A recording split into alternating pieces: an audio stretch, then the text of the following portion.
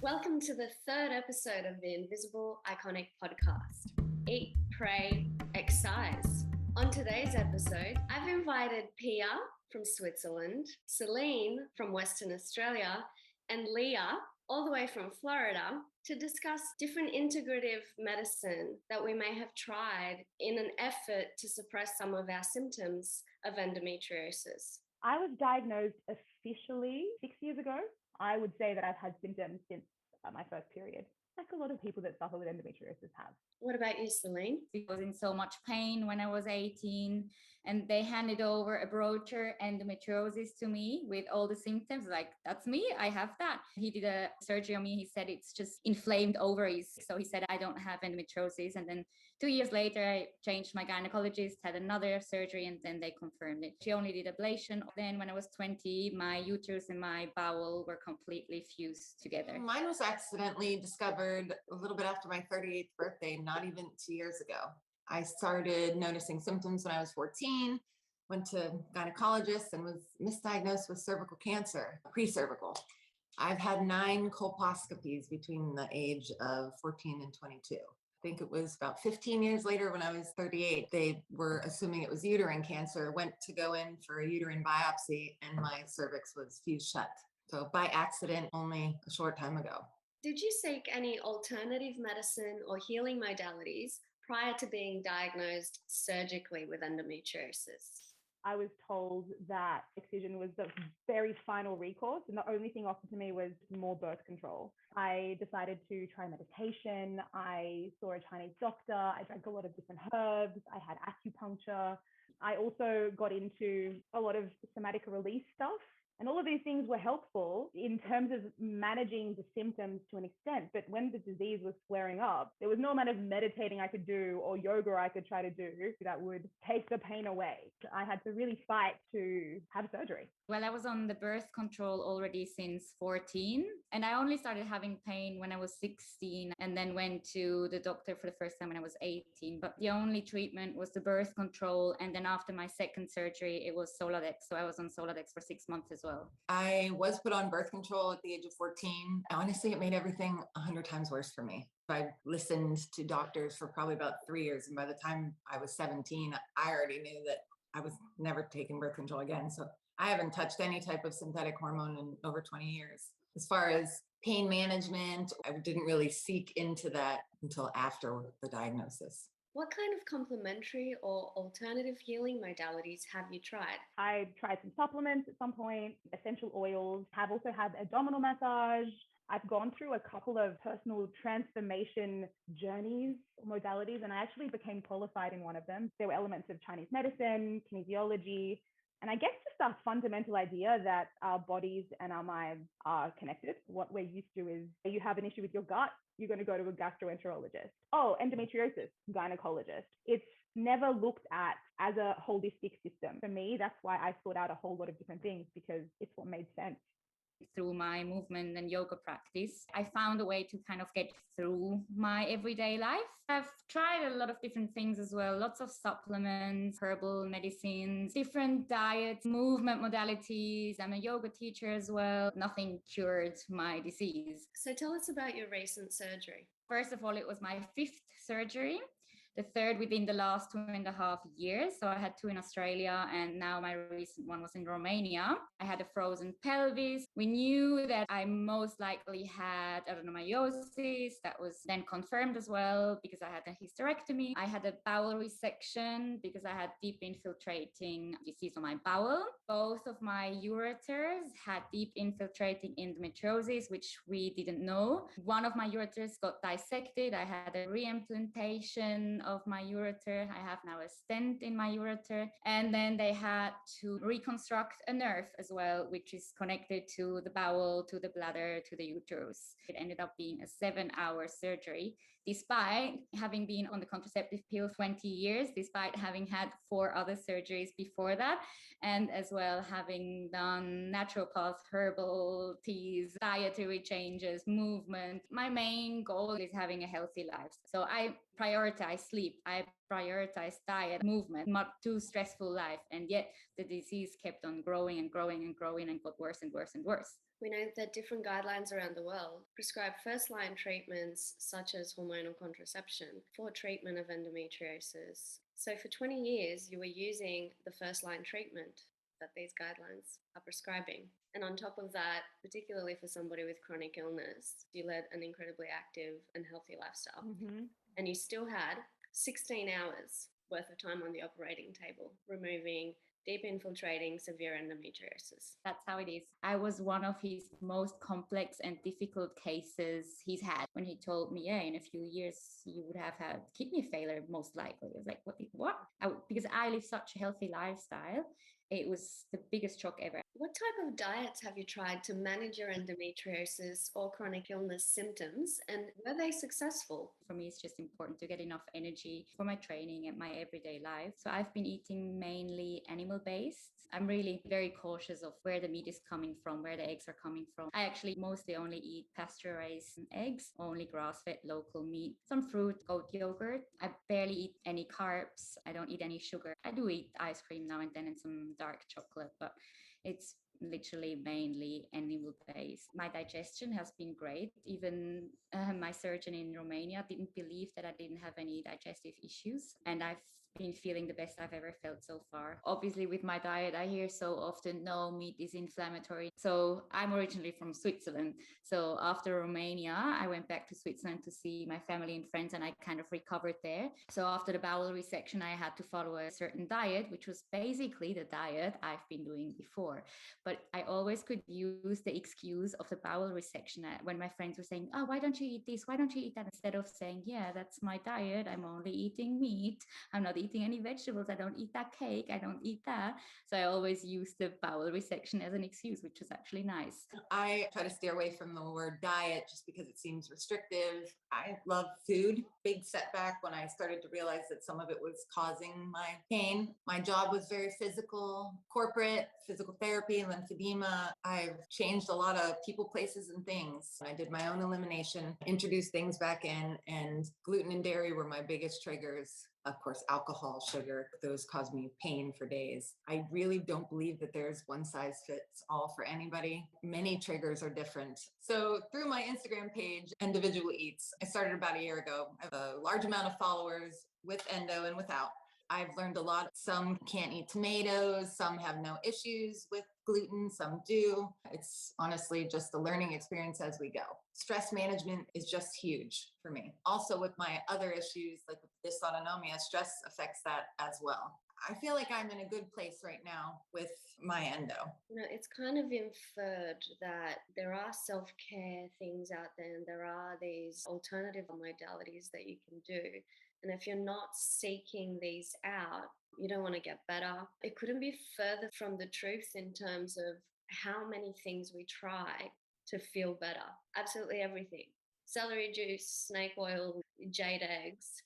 A lot of them can be really, really destructive and damaging. A lot of the diets that are put out there that are just low FODMAP or anti-inflammatory or endometriosis, they are like many treatments out there, kind of presented as one size fits all, like do this and you will feel better. Actually, I have to pay attention to my own body and my own responses and my own reactions to different things. Doing an elimination diet and then reintroducing the things that I thought might trigger my symptoms was really effective. So I definitely think nutrition is a very big part of managing symptoms and also allowing me to feel in control of my health. There is a fine line between too much restriction and that causing stress that exacerbates my symptoms. There is always an element of balance that needs to be looked at, because I have gone really restrictive before and was really miserable because I get a lot of pleasure out of eating. It's something that really brings me joy.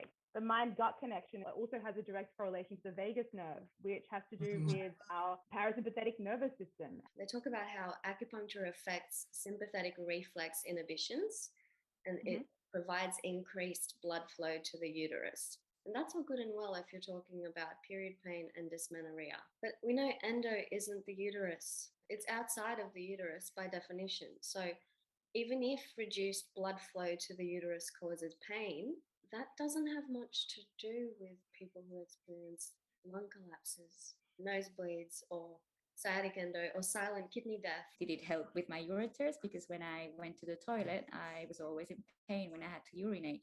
And any breath work or acupuncture in the long term would not help. Like, I have a Chinese medicine doctor who's also a surgeon, but she's not expected to cure me. She's just a complementary part of my medical treatment, which involved pelvic floor, physical therapy, and seeing a gynecologist, and all of the other rituals I talked about before, and seeing a psychologist, etc., etc.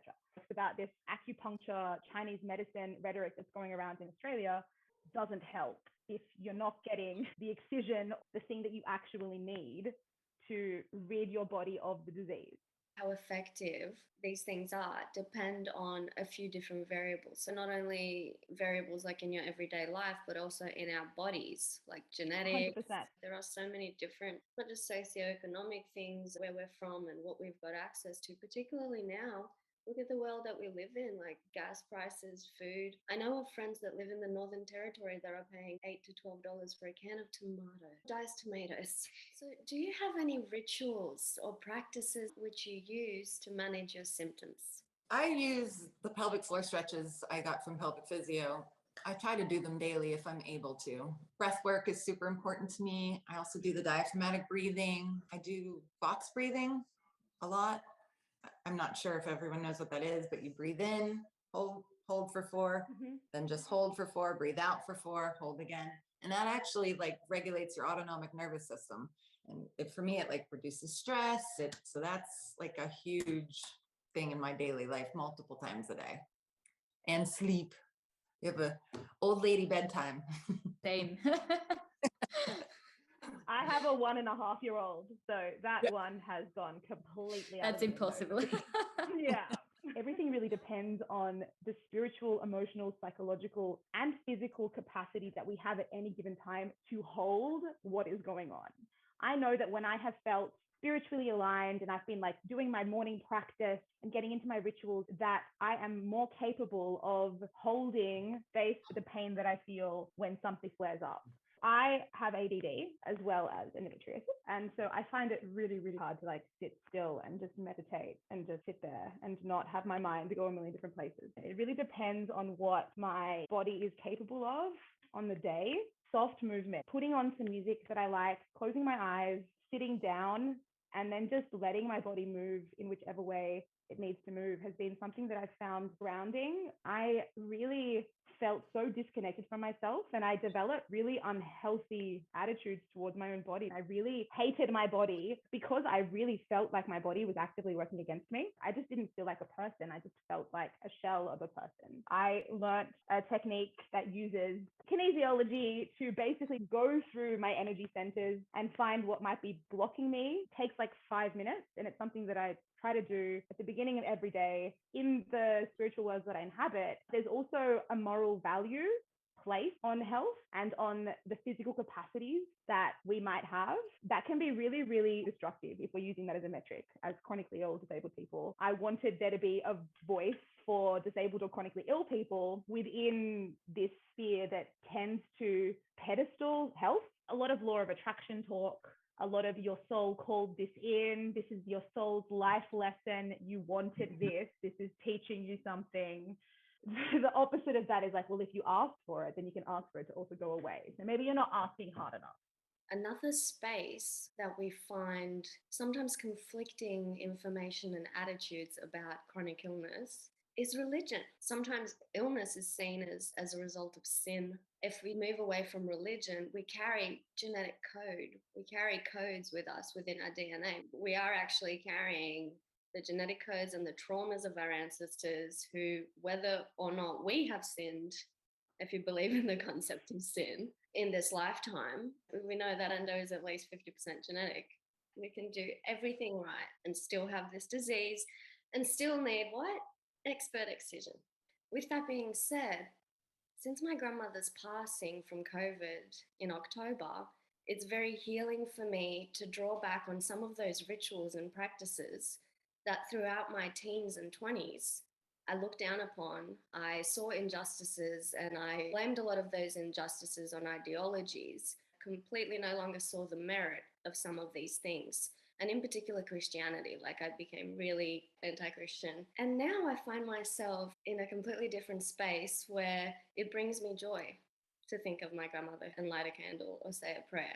Throughout my diagnosis and throughout the hardships, physical hardships, as well as the psychological ones, the emotional ones that come from being chronically ill, there is a really big inbuilt sense of guilt. The whole trope of being a burden, there's just a lot of shame and guilt that can come with being a chronically sick person. Look, I was raised Catholic. My family is from Chile. I went to a Catholic school. My grandma lights candles to her saints every day, but she also has a stick of Palo Santo. So it's like a bit of a both things at the same time thing going on. And consciously allowing ourselves access to joy and doing things that make us feel good, whether it's lighting a candle because you feel closer to your grandmother, whether it is watching an episode of The Real Housewives, practicing your handstands. I think all of these things, they have inherent value if they are things that are making us feel good and bringing us closer to who we are outside of all of the other labels and the things that we have to live with. And like you're saying, all of these different modalities allow us access to parts of ourselves. And when we feel really sick and when we're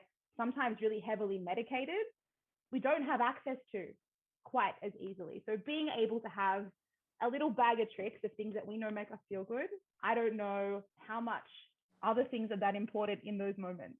If keeping some sort of faith that there is some sort of universal source out there that's going to get you through these really dark times helps you, good. Whether it's going and speaking to a psychologist, a priest, a psychiatrist, a friend, where you can unload whatever's going on for you. So if you are a religious person, then it can help your physical symptoms to share and to unload.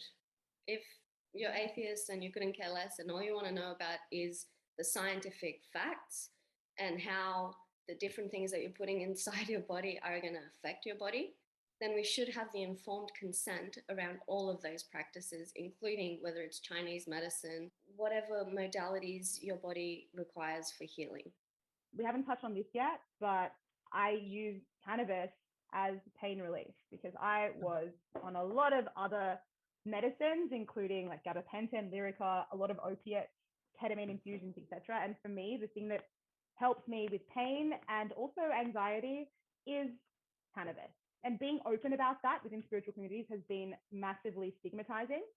I've also been told that, yeah, I guess in the same vein that I'm not trying hard enough, I'm not meditating hard enough, I'm not yogaing hard enough, I'm consuming too much stuff that is not great for my soul. Also, as a mother, it has been massively stigmatizing because it's just something that is like corrupting me, basically. That's the thing that I've been told. Being judged about the things that make my life easier and make me a more successful person because I am more in tune with myself is something that I found to be like a massive turnoff, and that makes it really hard to take some of the things that might actually be legitimate from these people seriously. For quite a while, I was taking CBD oil, which didn't help anything for my pain. So it didn't reduce my pain at all. I needed THC for that. CBD made me sleep better. I'm aware that some stuff you might have to take for months or weeks or months to feel an effect. At the end of the day, if I feel it doesn't make me feel better, or it doesn't reduce this pain, or it doesn't make my sleep any better, then that doesn't work for me. And if something does, then I keep doing it. When I was initially diagnosed and I had my first surgery in Australia, it was with someone that claimed they were an expert excision specialist, but they were not. They ended up excising what they could and ablating the rest. When my symptoms didn't improve after having a Mirena IUD, what the following doctor in Switzerland found was that what had been ablated had grown back and created its own beautiful adhesions, etc., inside my body. And yeah, the surgery that was supposed to be an hour lasted 4. For comparison, when I was in Sydney and I had my first surgery, my surgery lasted maybe 45 minutes. And I was in hospital for 3 hours. And then I had to go home. And in Switzerland, my surgery lasted 4 hours and I was in hospital for 8 days. So that's just to kind of show you the severity of it. I had endometriosis. My ovary was fused to my uterus, and I had it also around my bowel superficially. And what was removed took a while to heal for sure. The actual expert, when he was able to look at everything and show me everything and show me biopsies and all like the results from stuff, he was telling me that first of all, there were like different types of endometriosis that were found in different places, which I didn't even know was a thing. A lot of us are actually like massive experts in the disease that we have, you know, like because we have to be. So I felt really, really shocked and surprised that I didn't even know such an important thing about excision and about surgery.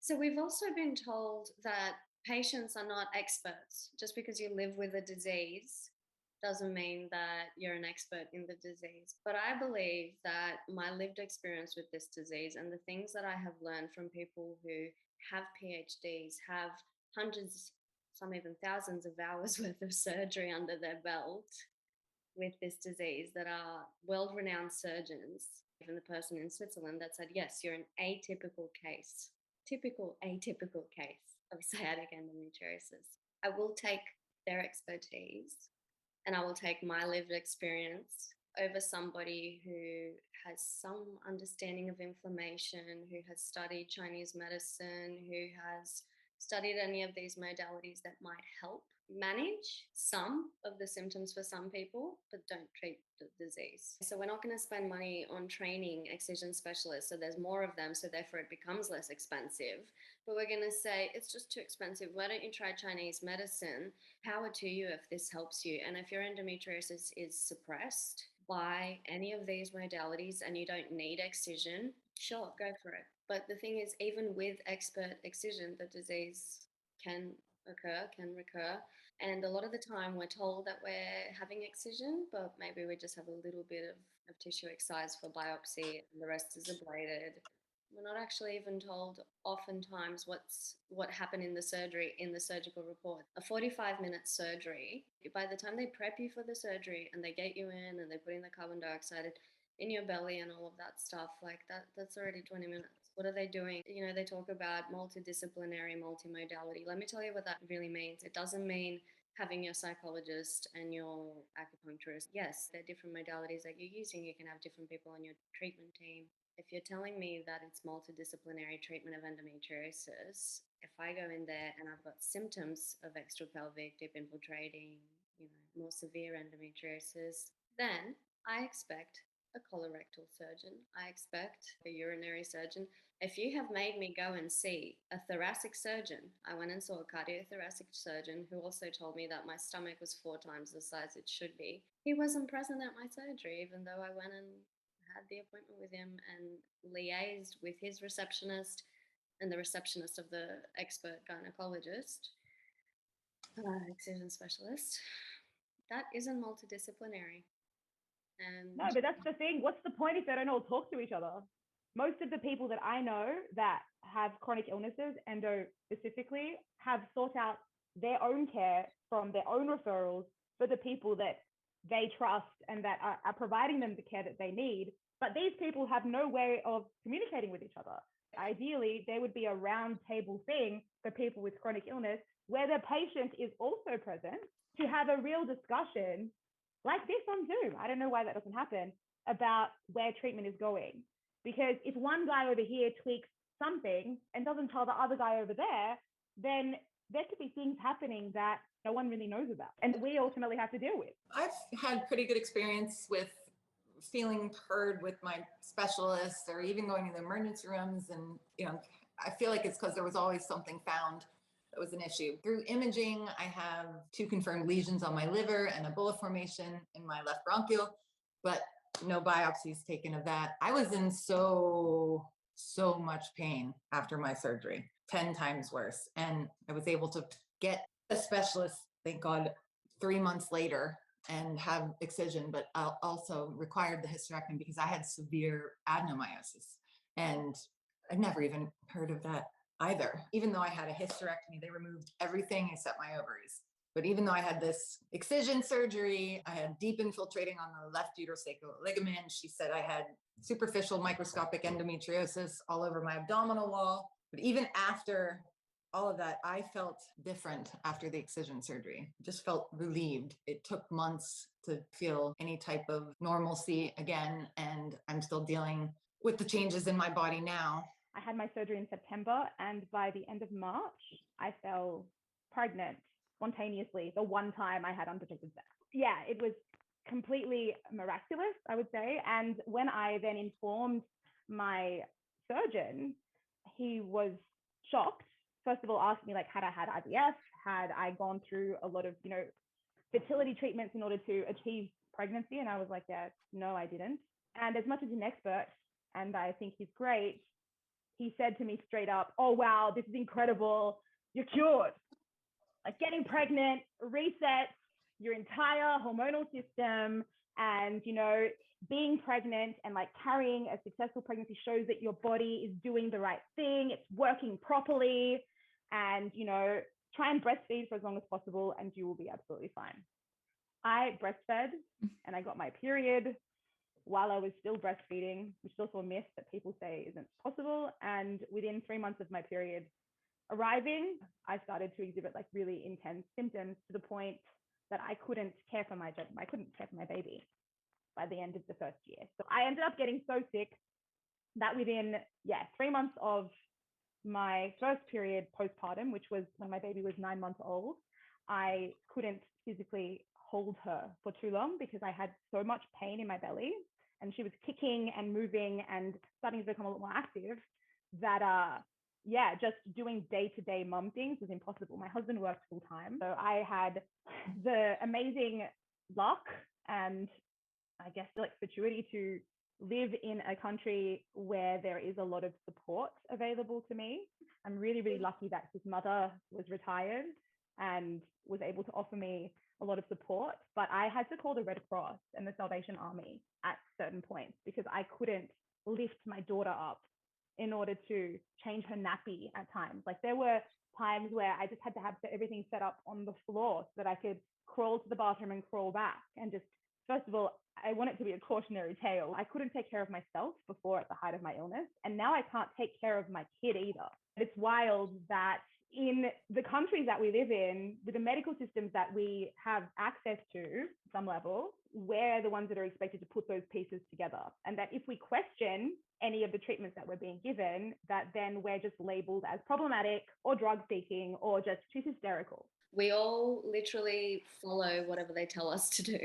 We end up doing it, whether it's take this drug to go into chemical menopause, at 26 or whatever it was, 27, and have it ruin your life. And then we're going to tell you that it's obviously central sensitization or your mental health when you didn't have autoimmune issues prior to being on this drug.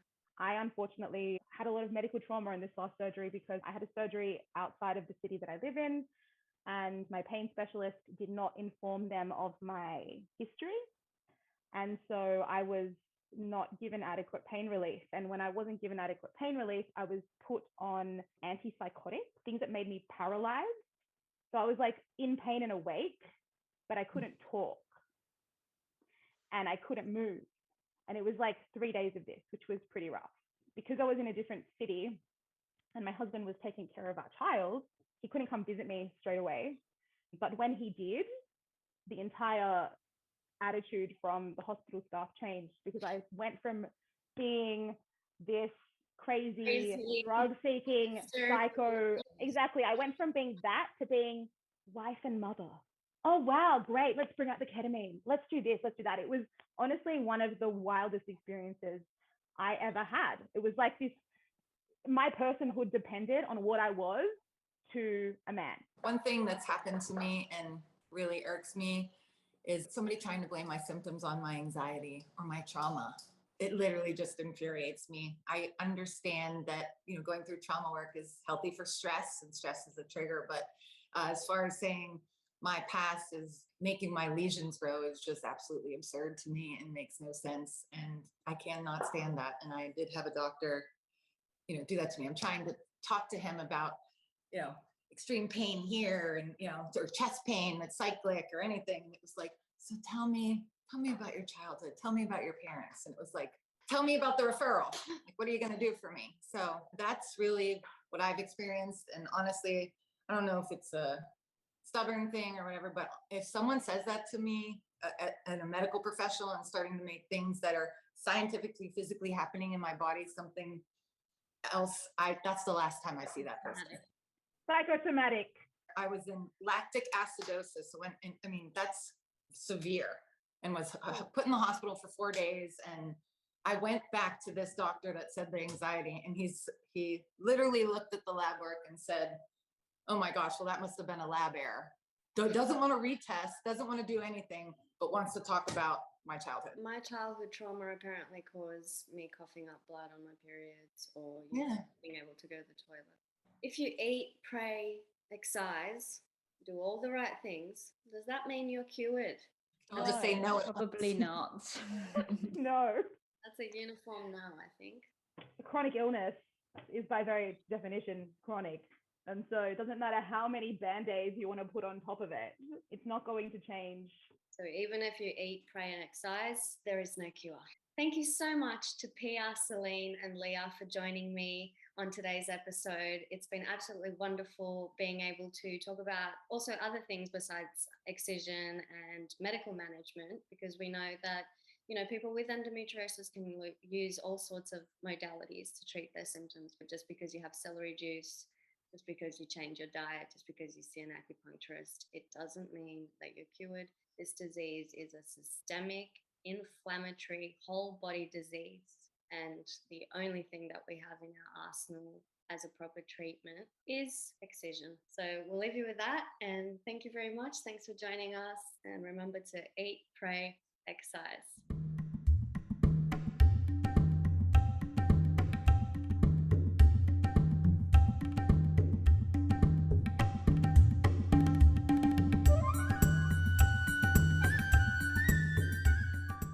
Hi, this is Wendy from Extra Pelvic Not Rare, your nonprofit organization dedicated to increase awareness, education, and push for changes so that we understand endometriosis to be a disease that has body-wide lesion potential with systemic ramifications. I'm here today to talk about a great fundraiser that Leah Borio has created to help raise funds for our organization. Leah has created a 2023 gluten and dairy-free recipe calendar that is on sale this year by adding dietary modifications, reducing 2 of the pro-inflammatory elements in our diet that she found that she had significant reduction in her symptoms. Now, to clarify, dietary modifications will not cure the disease, and the amount of symptom relief is variable within each person. She created a site called endometriosis.com. She also has a Facebook site and an Instagram where you can go find further information about this calendar. The really neat thing about her calendar is that within it, she has beautiful photographs of recipes that she has created herself. And for example, when she has posted them, she provides the recipe here, and she also has great resources that are evidence-based to give explanation to why dietary modifications work. You don't have to wait until 2023 to actually enjoy these recipes. So in her fundraiser, she has chose to dedicate a portion of the proceeds to go towards Extra Pelvic Not Rare. Please consider this. This is a great fundraiser. I'm really blessed to have Leah take this on. I'm excited to be able to work with her. She has done a beautiful job with her calendar. So thank you for your time, and let's keep building awareness, not just in March, but throughout the year. Thank you.